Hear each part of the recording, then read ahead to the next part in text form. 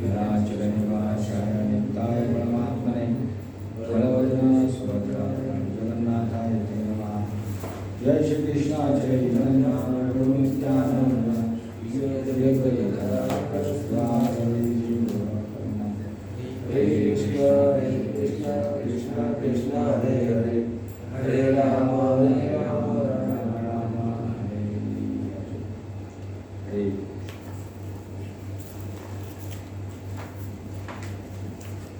प्रातःकालीन सभा में सभी को आज हम लोग आगे बढ़ेंगे। 3 नंबर अध्याय से चालू करेंगे। आज हम लोगों का 3 नंबर अध्याय का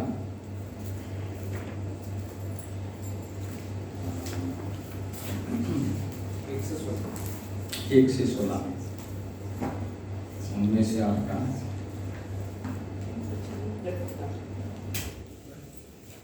क्लोज बुक वो वाला चालू कर दीजिए, ठंडा लगता है। भगवद गीता अध्याय 7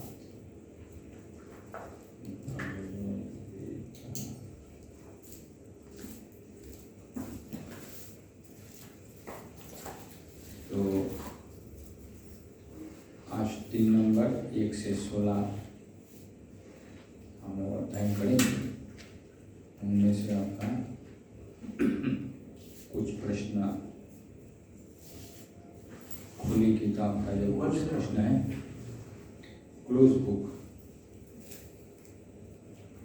बुक का जो प्रश्न है उसका उठा लीजिए। तो 3 नंबर अध्याय का 1 नंबर प्रश्न 34 और 35 प्रश्न है। इनमें से आपका 1 2 3 4 5 6 7 8 प्रश्न का उत्तर आपको मिल जाएंगे। इसलिए आपको ध्यान से जो क्लोज बुक का जो है उसको प्रश्न को पकड़ के रखिए, खोल के, और उसके बाद देखिए एक श्लोक में एक उसका उत्तर। पहला श्लोक, दूसरा श्लोक, 7 9 12 14 15 इतना श्लोकों का उत्तर आपको क्लोज बुक का मिल जाएंगे। इसका ध्यान रखिए। उस हिसाब से हम लोग आगे बढ़ते हैं।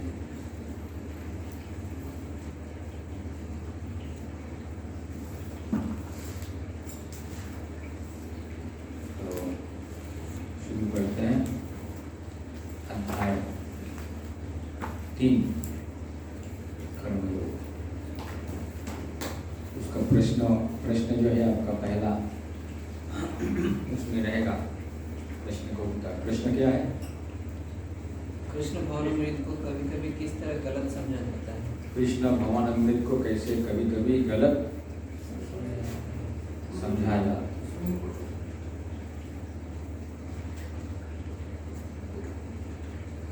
Control class.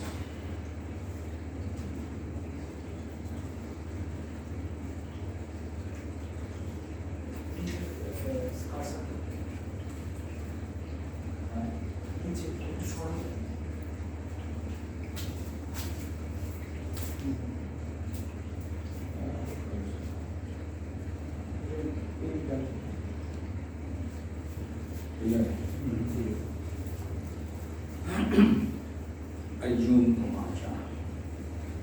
तब अर्जुन प्रश्न करेंगे। अर्जुन उवाचा जयसि चिता कर्मणा ते मता कर्मणा ते मता कर्मणस्ते ते मता बुद्धिर्जनार्दन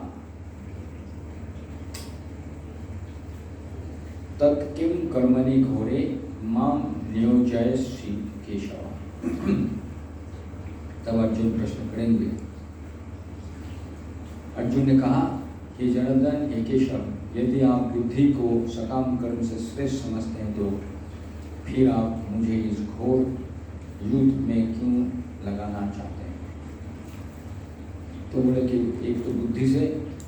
कम कर्म, काम करना चाहिए नहीं तो बुद्धि।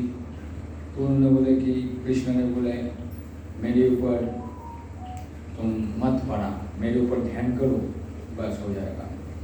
तो मैं आपको ऊपर ध्यान करूँगा, तो मुझे आपको युद्ध करने के लिए आप मुझे क्यों युद्ध करने के लिए बोल रहे हैं? आपको ऊपर तो ध्यान करके मेरा सब कुछ संपन्न हो सकता है, तो फिर मैं युद्ध क्यों करूं? आपका ध्यान करूंगा तो युद्ध करने का जरूरत नहीं पड़ेगा। तो आप मुझे ये काम करने के लिए फिर क्यों बोल रहे हैं? तो तात्पर्य में प्रभुपाद बता रहे हैं, श्री भगवान कृष्ण ने पिछले अध्याय में अपने घनिष्ठ मित्र अर्जुन को संसार के शोक सागर से उबरने के उद्देश्य से आत्मा के स्वरूप का विशद वर्णन किया। आत्मा के बारे में विस्तारित रूप में उन्होंने बताया और आत्मा साक्षात्कार के जिस मार्ग के संस्कृति की है वो है बुद्धि योग या कृष्ण भावनामृत। कि आत्मा स्तर पे हमको सोचना चाहिए। कभी कभी कृष्ण भावनामृत को भूल से जड़ता समझ लिया जाता है और इसी भ्रांत धारणा वाला मनुष्य भगवान कृष्ण के नाम जप द्वारा पूर्णतया कृष्ण भावना भावित होने के लिए प्राय एकांत स्थान में चला जाता है। तो ये जो भूल भ्रांत है, जड़ता समझ लेता है। किंतु कृष्ण भावनामृत दर्शन में प्रशिक्षित हुए बिना एकांत स्थान में कृष्णा नाम जप करना ठीक नहीं। जब तक वो प्रशिक्षण नहीं हुआ, कृष्ण के प्रति उनका रुचि नहीं जन्मा, वो अगर ऐसे एकांत स्थान में जाएगा तो उचित ठीक नहीं होगा। इससे अवध जनता से केवल सस्ती प्रशंसा प्राप्त हो सकेगी। जो अवध, जिसका बुद्धि नहीं है, वो लोग बोलेगा अरे वो तो चला गया राधा कुंड में, हाँ राधा कुंड में चला गया, लेकिन उसका ऐसे प्रशंसा करता है, लेकिन उसका हो सकता है जो प्रशिक्षण नहीं हुआ, उधर जाने का काबिल व्यक्ति नहीं बना है। अर्जुन को भी कृष्ण भावनामृत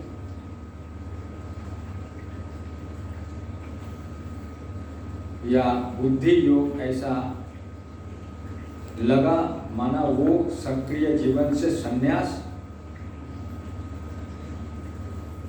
ले रहा।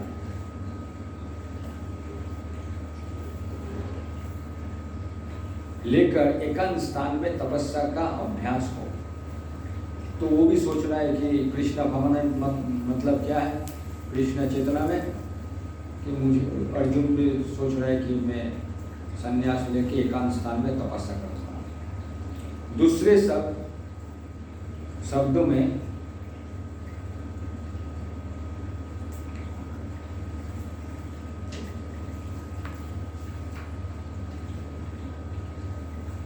वे कृष्ण भावनामृत को बहाना बनाकर चातुरी पूर्वक युद्ध से जी छुड़ाना चाहता था। किंतु एक निष्ठ शिष्य होने के नाते उसने ये बात अपने गुरु के समक्ष रखी और कृष्ण से सर्वोत्तम कार्य विधि के विषय में प्रश्न किया। उत्तर में भगवान ने तृतीय अध्याय में कर्मयोग अर्थात कृष्ण भावना भावित कर्म की विस्तृत व्याख्या। तो यहाँ पर पहला प्रश्न क्या है क्लोज बुक का? कृष्ण भावनामृत को कभी-कभी किस तरह गलत समझा जाता है? तो किस तरह गलत समझा जाता है? तो यहाँ पर बोला है जिसका कोई प्रशिक्षण नहीं हुआ, वो लोगों को दिखाने के लिए मैं चला गया इस जगह पे, संन्यास ले लिया, लेकिन वास्तविक में उसका ट्रेनिंग नहीं हुआ है। बिना ट्रेनिंग पे वो हो गया, मतलब वो मन शांत नहीं है। और यहाँ पर कृष्ण भावनामृत के बहाना बनाकर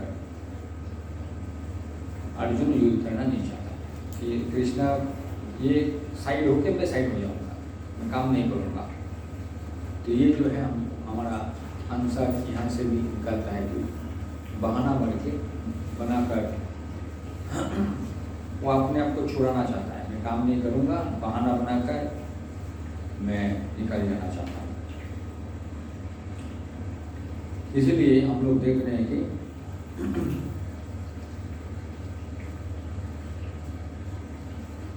पहला प्रश्न का आपका उत्तर मिल जाएगा। उसके बाद फिर से अर्जुन ने बोलने लगा, व्यामिश्रेणा वाक्येन बुद्धि मोह शिव में तदेकम वद निश्चित्या येन श्रेया हमत नुयाम। आपके व्यामी मिश्रित अनेक अर्थक उपदेश से मेरी बुद्धि मोहित हो गई है, अतः कृपया करके निश्चय पूर्वक मुझे बताएं कि इनमें से मेरे लिए सर्वाधिक श्रेयकर क्या होगा, काम करना, काम नहीं करना। तो पिछले अध्याय में इसका भी देखिए आपका प्रश्न रहेगा। दूसरा वाला प्रश्न क्या है?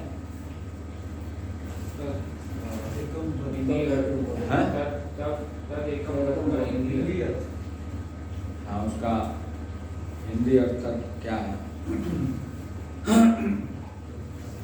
पिछले अध्याय में भगवद गीता के उपक्रम के रूप में सांख्य योग, बुद्धि योग, बुद्धि द्वारा इंद्रिय निग्रह, निष्काम कर्म योग तथा नवदीक्षित की स्थिति जैसे विभिन्न मार्ग का वर्णन किया गया, किंतु उसमें तारतम्य नहीं था। कर्म करने तथा समझने के लिए मार्ग की अधिक व्यवस्थित रूपरेखा की आवश्यकता होगी। तो वहाँ पर बुद्धि योग के बारे में बताया, सांख्य योग के बारे में, शरीर और आत्मा के बारे में बताया। तो बुद्धि का माध्यम से इंद्रिय को संयम करने के बारे में बताया, निष्काम कर्म का बताया, लेकिन कैसे ये प्रैक्टिकल किया जाए उसके बारे में नहीं समझाया गया था। अतः अर्जुन एक भ्रामिक विषय को स्पष्ट कर लेना चाहता था, जिससे सामान्य मनुष्य बिना किसी भ्रम के उन्हें स्वीकार कर सके। यद्यपि श्री कृष्ण वाक चातुर्य से अर्जुन को चक्राना नहीं चाहते थे, किंतु अर्जुन ये नहीं समझ सका कि कृष्ण भावनामृत क्या है। उसको समझ में नहीं पाया कृष्ण भावनामृत असल में क्या है, जड़ता है या कि सक्रिय सेवा, या काम नहीं करना वो कृष्ण भावनामृत है, या फिर काम करना वो कृष्ण भावनामृत है। उसको समझ में नहीं आ रहा। ये काम छोड़ दो वो कृष्ण भावनामृत है, ये काम करूँ वो कृष्ण भावनामृत है, वो उसको भी समझ में नहीं आ रहा। दूसरे शब्द में अपने प्रश्न से वो उन समस्त शिष्य के लिए जो भगवद गीता के रहस्य को समझना चाहता है, कृष्ण भावनामृत का मार्ग प्रशस्त कर रहा है। उन्होंने प्रश्न किया इसके लिए जो लोग भगवद गीता का रहस्य जानना चाहता है, उन लोगों के लिए भी ये प्रश्न आ गया कि क्या करूं, काम छोड़ दूं या काम करूं, क्या करूं? तब श्री भगवान वाच 3 नंबर प्रश्न का भी उत्तर है। प्रश्न है क्या उसमें रोज बुक में? है उसका बाद में आएगा। वो प्रश्न आप पकड़ते रहिए, उसका मिलता रहेगा। श्री भगवान वाचा लोके अस्मिन् द्विविधा निष्ठा पुरा प्रोक्ता मया नघा ज्ञाने योगेन संख्यानाम कर्म योगेन योगिनाम। श्री भगवान ने कहा, क्या कहा?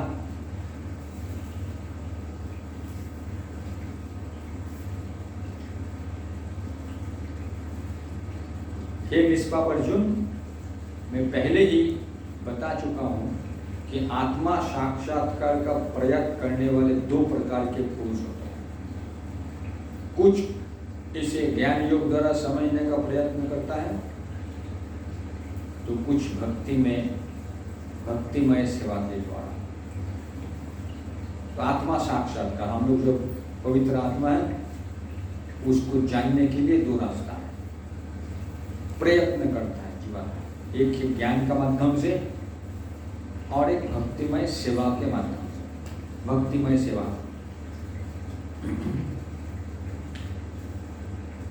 तो द्वितीय अध्याय के 39वें श्लोक में भगवान ने दो प्रकार की पद्धतियों का उल्लेख किया है, सांख्य योग तथा कर्मयोग या बुद्धि योग।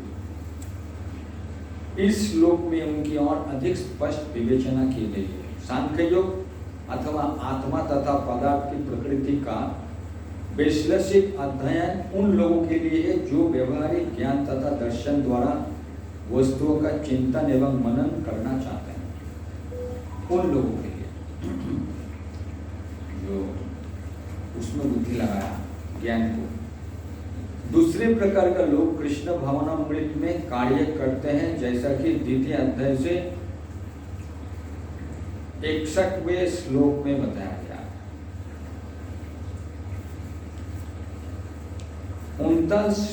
39वें श्लोक में भी भगवान ने बताया कि बुद्धि योग या कृष्ण भावनामृत के सिद्धांतों पर चलते हुए मनुष्य कर्म के बंधनों से छूट सकता है तथा उस पद्धति में कोई दोष नहीं है। 61वें श्लोक में इसी सिद्धांत की और अधिक स्पष्ट किया गया कि बुद्धि योग पूर्णतया परब्रह्म विशेषतया कृष्ण पर आश्रित है और इस प्रकार से समस्त इंद्रियों को सरलता से बस में किया जा सकता है। अतः दोनों प्रकार के योग धर्म तथा दर्शन के रूप में अनुन्याश्रित है। दर्शन भी धर्म मात्र भावुकता या कभी कभी धर्म अंधता है और धर्म भी दर्शन मानसिक उपाव है। अंतिम लक्ष्य तो श्री कृष्ण है, क्योंकि जो दार्शनिक के जन परम सत्य की खोज करते रहते हैं वो अंततः कृष्ण भावनामृत को प्राप्त होते हैं। इसका भी उल्लेख भगवद गीता में मिलता है। संपूर्ण पद्धति का उद्देश्य परमात्मा के संबंध में अपनी वास्तविक स्थिति को समझ लेना। उसकी अप्रत्यक्ष पद्धति दार्शनिक चिंतन है, जिसके द्वारा क्रम से कृष्ण भावनामृत तक पहुंचा जा सकता है। प्रत्यक्ष पद्धति में कृष्ण भावनामृत में ही प्रत्यक्ष वस्तु से अपना संबंध जोड़ना होता है। इन दोनों में से कृष्ण भावनामृत का मार्ग श्रेष्ठ है, क्योंकि इसमें दार्शनिक पद्धति द्वारा इंद्रियों का विमल नहीं करना होता। कृष्ण भावनामृत स्वयं ही शुद्ध करने वाली प्रक्रिया है और भक्ति की प्रत्यक्ष विधि सरल तथा दिव्य होती है। तो इसमें कृष्ण बताया कि जो है सांख्य योग के बारे में जो बताया, कुछ लोग जो बुद्धिमान व्यक्ति है वो बुद्धि से अपना आत्मा को समझ लिया, आत्मा साक्षात्कार के बारे में समझ लिया, शरीर नहीं ये समझ रहा है, मतलब उस स्तर पे चला गया है, तो वो क्या है, वो बुद्धि से कृष्ण भक्ति में लग सकता है। उसका वो चेतना उतना स्ट्रांग हो गया, आत्मा साक्षात्कार उतना स्ट्रांग हो गया, तब तो वो ठीक है कर्म को वो त्याग कर सकता है। भौतिक जगत से हमको कुछ लेना देना नहीं है। तो ये इस तरह का एक व्यक्ति के बारे में बताया। लेकिन ना तो कर्म से विमुख होकर कोई कर्म फल से छुटकारा पा सकता है और न केवल संन्यास से सिद्धि प्राप्त की जा सकती है। तो कृष्ण क्या बोले, अगर बोल रहे कि कोई व्यक्ति बोले कि मैं काम नहीं करूंगा, तो काम अगर नहीं करेगा तो कर्म फल से वो बचेगा नहीं। जो मैंने पिछले में अभी मैं कृष्ण भक्ति में आया और मैंने पिछले समय में कुछ कर्म किए थे, वो कर्म फल कहाँ चला जाएगा, उड़ के हवा में तो वैनिश नहीं हो जाएगा, वो तो आएगा ही, फल तो घूम फिर के आएगा। तो ऐसा नहीं मैं काम नहीं करूंगा तो कर्म फल से मैं मुक्त नहीं होगा। और कोई बोले कि नहीं मैं सिद्धि प्राप्त कर संन्यास ले लिया, लेकिन संन्यास लेने के बावजूद भी उसको सिद्धि प्राप्त नहीं होगा। ऐसा बोले कोई संन्यास ले लिया तो उसका सिद्धि प्राप्त हो गया, तो संन्यास लेने से भी वो जीवात्मा को सिद्धि प्राप्त नहीं होगा, क्योंकि वो स्थिति में नहीं आया। वो अपने आप को आत्मा साक्षात्कार का उस स्तर पे अपने आप को नहीं पहुंचाया। आत्मा साक्षात्कार पहुंचने के लिए उसको दिल से क्या होना चाहिए, वो अंदर से उसका वो प्रचंड रूप से उसका कृष्ण का प्रति प्रचंड तीव्रता रहना चाहिए, तब उसको आत्मा साक्षात्कार में आत्मा हूँ। लेकिन कोई अगर उस स्तर पे नहीं गया और भौतिक जगत में ही है और कृष्ण भक्ति में आया, कृष्ण के बारे में समझा, कृष्ण मेरे बताया कि ठीक है तुम शरीर नहीं तुम आत्मा है, तो तुम शरीर नहीं तुम आत्मा है, तुरंत तो तुम्हें आत्मा का जानकारी नहीं मिल रहा है। मैं जो आत्मा हूँ, मैं ना आपको देख पा रहा हूँ, ना साक्षात्कार नहीं हो रहा है कि सचमुच में आत्मा हूँ। इससे अगर क्या है, कोई ऐसा स्तर पे आके अपना बुद्धिहीन व्यक्ति जो है बोल रहा है कि मैं काम करना नहीं चाहता, मैं कृष्ण भक्ति में आ गया, बोलना चालू कर दिया लोगों को, मैं चला गया राधा कुंड श्याम कुंड, लेकिन मेरा आत्मा साक्षात्कार हुआ ही नहीं। तो वहाँ पर लोग सिर्फ बाहरी रूप से क्या बोले, बाहरी रूप से हो सकता है उसका थोड़ा गुणगान होगा, लेकिन वो सिर्फ बाहरी रूप से होगा, अंदर का तो उसको परिस्थिति पता है कि वास्तव में वो व्यक्ति क्या है। तो ऐसे कोई व्यक्ति है, कर्म से विमुख होकर उसका कर्म फल से छुटकारा नहीं मिलेगा, क्योंकि वो उसको पता है क्या स्तर पे है। और अचानक ऐसे व्यक्ति अगर कोई संन्यास ले गया, एक सिद्धि प्राप्त नहीं हुआ, तो उस व्यक्ति का परिस्थिति कैसा होगा। तो ऐसा व्यक्ति का परिस्थिति क्या है, थोड़ा ज्ञान मिला है, सब कुछ छोड़ छाड़ दिया, लेकिन आत्मा साक्षात्कार नहीं हुआ, वो व्यक्ति का क्या परिस्थिति होगा, वो गिर जाएगा। क्योंकि उस स्तर पे वो बाहरी रूप से दिखाना चाहता है कि मैं उस स्तर पे हूँ, लेकिन प्रैक्टिकली वो उस स्तर पे है वो पहुंचा नहीं, मतलब वास्तव रूप से वो व्यक्ति उस स्तर पे पहुंचा नहीं है। तो बाहरी रूप से दिखा रहे हैं कि मैं पहुंचा हूँ, लेकिन वास्तविक प्रैक्टिकल में उस स्तर पे मैं अपने आप को नहीं पहुंचाया। तो वही अर्जुन को कृष्ण बता रहा है। तुमको तो मैं कृष्ण भावनामृत के बारे में बताया, लेकिन तुमको अभी आत्मा साक्षात्कार वास्तविक में नहीं हुआ, और तुम बिना काम करके तुम भागना चाहता है, तुम छोड़ना चाहता है कि इसका बहाना से मैं कृष्ण भावनामृत का ये बहाना लेके मैं छोड़ना चाहता हूँ, लेकिन तुम्हारा तो शुद्धिकरण नहीं हुआ है, तुम्हारा शुद्धिकरण नहीं हुआ है, और तुम बहाना दिखा के काम करने का वजह तुम ऐसा कृष्ण भावनामृत का सिर्फ नाम लेके तुम आगे बढ़ना चाहता है। वो व्यक्ति का क्या परिस्थिति होगा, क्या कर सकता है, वो व्यक्ति क्या करेगा, उसका कार्यकलाप क्या हो सकता है, ऐसे व्यक्ति का कार्यकलाप क्या हो सकता है, सब उल्टा पुल्टा करेगा। समझ में आया। तो अर्जुन को यही बता रहा है। तो वो बोले कि आपने बोले कृष्ण भावनामृत के बारे में बताया, आप मुझे काम करने के लिए बोल रहे हैं, क्योंकि अर्जुन को ज्ञान तो दिया, लेकिन कृष्ण को अर्जुन का परिस्थिति को पता है कि ऐसा उसका ये स्तर पे नहीं गया है कि आत्मा साक्षात्कार वो हो गया। तो इसका मतलब वो बोले कि मैं भीख मांगूंगा, भीख मांगूंगा मतलब साइड होकर जाएगा, लेकिन वास्तविक में वो सन्यास भी नहीं बन पाएगा, क्योंकि योग्य नहीं बना। तो इसका मतलब उलट पुलट काम करेगा। इसीलिए बोल रहा है वो विमुख होकर तुम कर्म फल से तुम भाग, वो काम करेगा, इधर उधर करेगा, कुछ ना कुछ उल्टा पुल्टा काम करेगा, और सन्यास से सिद्धि प्राप्त नहीं है। सीधा बात बोल दिया, तुमको ज्ञान दिया, लेकिन प्रैक्टिकली तुम उस स्तर पे नहीं गया।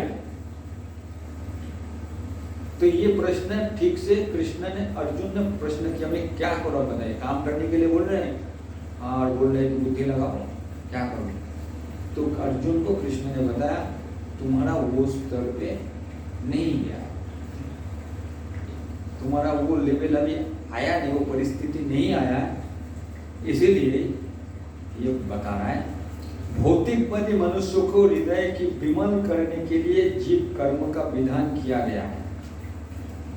तो हम लोगों का जो है हृदय को विमल धीरे धीरे साफ करने के लिए ये कर्म का विधान किया गया। ये कर्म करते करते तुम्हारा हृदय से शुद्धिकरण आएगा। उनके द्वारा शुद्ध हुआ मनुष्य ही संन्यास ग्रहण कर सकता है। मतलब क्या, काम करते करते उनका अनुभूति होना चालू हो जाएगा। कर्म करते करते उसका क्या होगा, अनुभूति होगा, धीरे धीरे होगा। शुद्धि के बिना अनायास संन्यास ग्रहण करने से सफलता नहीं मिल पाती। ज्ञान योगियों के अनुसार संन्यास ग्रहण करने अथवा सकाम कर्म से विरत होने से ही मनुष्य नारायण के समान हो जाता है। ज्ञान योगी होता है कि संन्यास ग्रहण कर लिया, मतलब वो सकाम कर्म से मुक्त हो गया। किंतु भगवान कृष्ण इस मत का अनुमोदन नहीं करते। हृदय की शुद्धि के बिना संन्यास सामाजिक व्यवस्था में उत्पात उत्पन्न करेंगे। हृदय का शुद्धिकरण नहीं हुआ है, लेकिन संन्यास ले लिया। हृदय का शुद्ध नहीं हुआ, संन्यास उत्पात करेगा समाज। दूसरी ओर यदि कोई नियम कर्म को ना करके भी भगवान के दिव्य सेवा करता है, तो वो उस मार्ग में जो कुछ भी उन्नति करना है उस भगवान को स्वीकार कर देते हैं। नियत कर्म को ना करके भी भगवान के दिव्य सेवा करता है, तो वो उस मार्ग में जो कुछ भी उन्नति करता है उसे भगवान स्वीकार कर देते हैं। ठीक है, वो काम कर रहा है।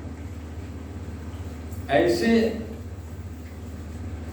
सिद्धांत के रंच मंत्र संपन्नता भी महान कठिनाइयों की पार करने में सहायक होती है। इसीलिए कृष्ण ने क्या बोला कि बेटा वो काम करे, कुछ ना कुछ अपना मन लगाए। नाहि कश्चिक्षा मपि जातो निष्ठत कर्म कृता कार्यत विवश कर्मा सर्व प्रकृति जन गुना है। प्रत्येक व्यक्ति को प्रकृति से अर्जित गुणों के अनुसार विवश होकर कर्म करना पड़ता है। तो हम लोग पिछले जन्म में, पिछले समय कौन सा गुण से युक्त था, सतगुण, रजोगुण, तमोगुण। अतः कोई भी एक क्षण भर के लिए भी बिना कर्म किए नहीं रह सकता, क्योंकि प्रकृति में हम लोग रह रहे हैं तो उसका प्रकृति से रहते रहे तो वो अर्जित हो गया।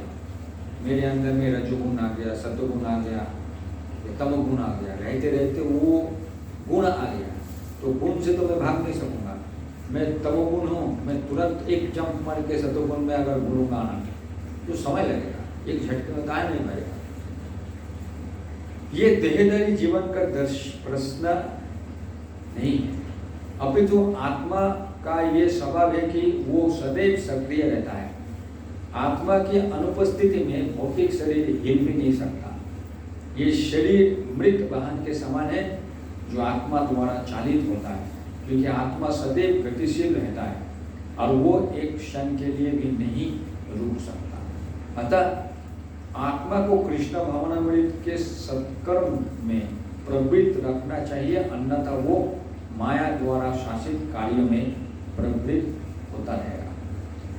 माया के संसर्ग में आकर आत्मा भौतिक गुण प्राप्त कर लेता है और आत्मा को ऐसे आकर्षण से शुद्ध करने के लिए यह आवश्यक है कि शास्त्रों द्वारा आदिष्ट कर्म में उसे संलग्न रखा जाए। शास्त्र में जो दिया हुआ है कि ऐसे ऐसे काम करो, तो फिर वो धीरे धीरे शुद्ध होगा। किंतु यदि आत्मा कृष्ण भावनामृत के अपने स्वाभाविक कर्म में निरत रहता है, तो वो जो भी करता है उसके लिए कल्याणप्रद होता है। अगर उसको समझ में आ गया कि मैं वास्तविक में कृष्णाकांक्ष हूँ, तो कृष्ण को संतुष्ट करने के लिए मेरे स्वाभाविक कर्म करना चाहिए, तब वो व्यक्ति वो क्रियाकलाप कल्याणप्रद होगा। नहीं तो ज़्यादा से ज़्यादा क्या है, जीवात्मा भौतिक जगत में भौतिक कार्यकलाप में, 3 गुणों का कार्यकलाप में फंस जाता है। यदि कोई कृष्ण भावनामृत अंगीकार कर लेता है, कृष्ण के चिंतन में वो लगना चाहते हैं अपने आप को, तो भले ही वो शास्त्र अनुमोदित कर्म को ना करे अथवा ठीक से भक्ति ना करे, और चाहे वो पतित भी हो जाए, तो उसमें उसकी हानि या बुराई नहीं होती। तो ये कि कृष्णा चेतना में काम कर रहा है, तो उसका कोई बुराई नहीं होगा। तो शास्त्र में एक जो है वेद में दिया हुआ है और कृष्ण यहाँ पर बोल रहा है। किंतु यदि वो शास्त्र अनुमोदित सारे कार्य करे और कृष्णा भावना में ना हो, तो ये सारे कार्य उसके लिए लाभ क्या है? अतः कृष्ण भावनामृत के इस स्तर तक पहुंचने के लिए शुद्धिकरण की प्रक्रिया आवश्यक है। तो ये हो गया कृष्ण चेतना में काम कर रहा है। और मेरी परिस्थिति क्या, अभी मैं हम भौतिक जगत में थे, अभी मैं कृष्ण भक्ति में आया, तो अभी मेरे को वैसा एकदम कृष्ण चेतना में मेरा मन लगा हुआ है या नहीं?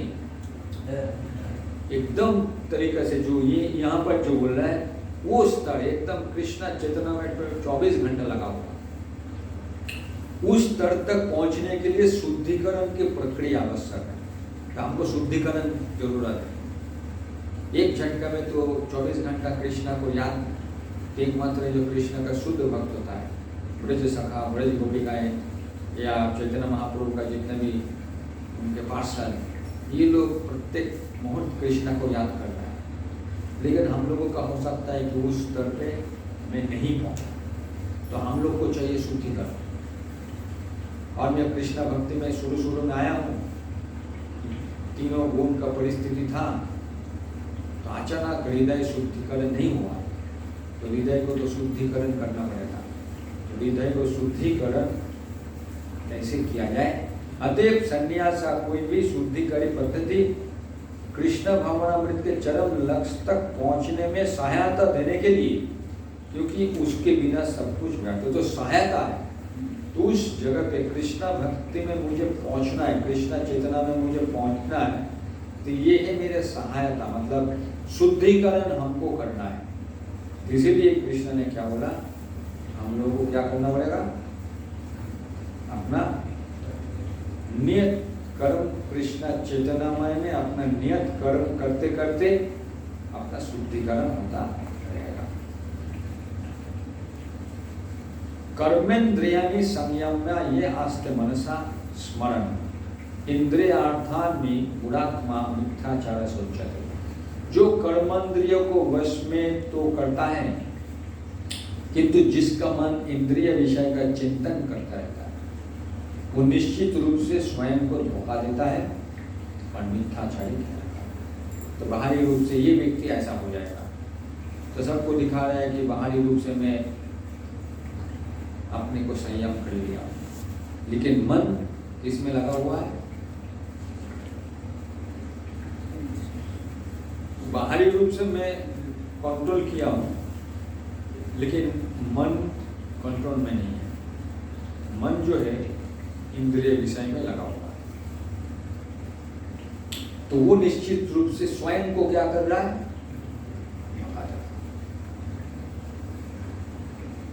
और मिथ्याचारी कर रहा है। तो मिथ्या वो जो या ऐसा परिस्थिति अपने आप को दिखा रहा है, ठीक है, मुझे ज्ञान मिला और मैं लोगों को पता चल गया ये जो कृष्ण भक्ति में आ गया, लेकिन वो क्या हो गया? विषय वस्तु में मुझे चिंतन जा रहा है, लेकिन लोग क्या बोल रहा है, ये तो भक्ति में है। लेकिन वैसा क्या वास्तव में स्वयं को क्या करता है? धोखा देता है। तो ऐसे अनेक मिथ्याचारी व्यक्ति होते हैं जो कृष्ण भावनामृत में कार्य तो नहीं करते, किंतु ध्यान का दिखावा करते हैं, जबकि वास्तव में वो मन में इंद्रिय भोग का चिंतन करते रहते हैं। ऐसे लोग अपने अबोध शिष्यों को बहकाने के लिए सूक्ष्म दर्शन के विषय में भी व्याख्यान दे सकते हैं, किंतु इस श्लोक के अनुसार वो सबसे बड़े धूर्त थे, बहुत धूर्त व्यक्ति। वो तो बना ऐसे कोई व्यक्ति बन गया, लेकिन उनका शिष्य को बहकाना है, क्योंकि उसका शुद्धिकरण नहीं हुआ, वास्तव में उसका शुद्धिकरण नहीं हुआ, उनका मन इंद्रिय भोग में रहता है। तो इंद्रिय सुख के लिए किसी भी आश्रम में रहकर कर्म किया जा सकता है, किंतु यदि इस विशिष्ट पद का उपयोग विधि विधानों के पालन में किया जाए तो व्यक्ति की क्रमशः आत्मशुद्धि हो सकती है। इसीलिए अलग अलग जो है आश्रम दिया हुआ है। तो इंद्रिय सुख का विषय में दिया हुआ, ठीक है करो, लेकिन वो विधि विधानों का माध्यम से वो इंद्रिय सुख प्राप्त करता है और धीरे धीरे वो व्यक्ति का आत्मा शुद्धि होता है। किंतु जो आपने को योगी बताने हुए इंद्रिय तृप्ति के विषय की खोज में लगा रहता है, वो सबसे बड़ा धूर्त है। भले ही वो कभी कभी दर्शन का उपदेश क्यों ना दे, लेकिन कोई व्यक्ति इंद्रिय तृप्ति अंदर अंदर कर रहा है, विषय का खोज कर रहा है, धूर्त व्यक्ति, भले ही वो सबका सामने लेक्चर देगा, कथा कर रहा है, दर्शन के बारे में बोल रहा है, उसका ज्ञान व्यर्थ है, क्योंकि ऐसे पापी पुरुष के ज्ञान के सारे फल भगवान की माया द्वारा हर लिया गया।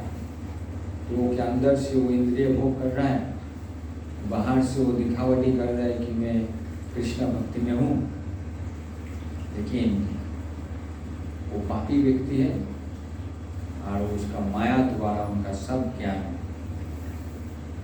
हर लिया जाता है। भी है ना प्रश्न का उत्तर, प्रश्न है ना ऐसा, क्या प्रश्न है? मिथ्याचार के बारे में ना, मिथ्याचार का बारे में। तो ये हो गया मिथ्याचारी व्यक्ति। तो ये कृष्णा अर्जुन को बता, ऐसे धूर्त को चित्त सदैव अशुद्ध रहता है, अतएव उसके योगी ध्यान का कोई अर्थ नहीं होता। तो जितना भी ध्यान दिखा रहा है लोगों को, उसका क्या है, कोई अर्थ नहीं, उससे कुछ रिजल्ट नहीं देगा उसको।